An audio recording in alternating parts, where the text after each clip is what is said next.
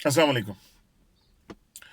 Panama case का result जो भी आता है जी हमें नहीं पता, लेकिन ये गारंटीड है कि ये फैसला इस मुल्क के फ्यूचर का तयन करेगा। ये हमें बताएगा कि हमने सीरिया, इराक या अफगानिस्तान बनना है, एक थर्ड रेट मुल्क इस दुनिया का, या एक बाइज्जत और तरक्की याफ्ता मुल्क बनना है। नतीजा जो भी आए, लेकिन मेरे ख्याल में तो सब कुछ क्लियर हो गया। इस मुल्क के तमाम इदारों ने साफ इनकार कर दिया ताकतवर के गिरबान में हाथ डालने से।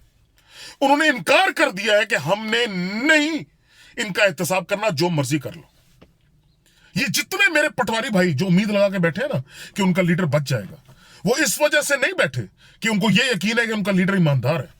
वो इस वजह से पुर उम्मीद है कि उनको पता है कि इस मुल्क का निजाम उनके लीडर का बाल भी भीगा नहीं कर सकता।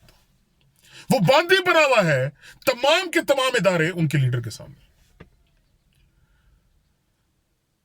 अगर अयान अली विक्ट्री का साइन बनाकर जहाज में बैठ के दफा हो गई यहां से, तो भाइयों ये समझो ये हमारे मुंह पे थप्पड़ है। उसको पता है कि इस मुल्क का फरसूदा और करप्ट निजाम उसका बाल भी भीगा नहीं कर सकता। वो चलेगी, तमाम सबूत होने के बावजूद चलेगी वो। अगर डॉक्टर आसिम जैसे बंदे को साला साल हम जेल में रखे, उस पर हम उसको सजा नहीं दे सकते, तो भाई ये निजाम का फेलियर है ना, ये हमारा फेलियर है।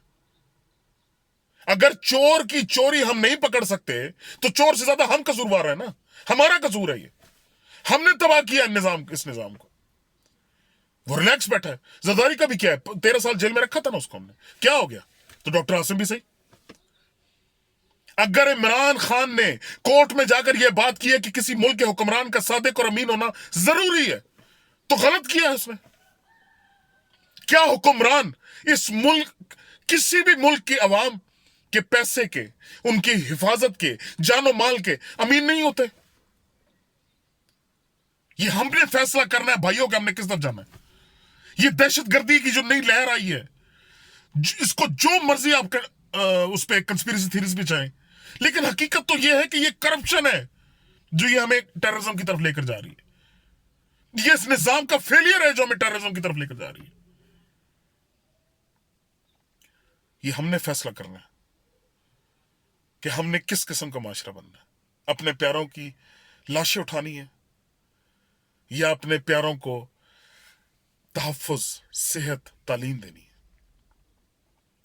अल्लाह करे कि इस मुल्क के अवाम की आंखें खुलें, उनका दिमाग खुले और हम बेहतरी की तरफ जाएं।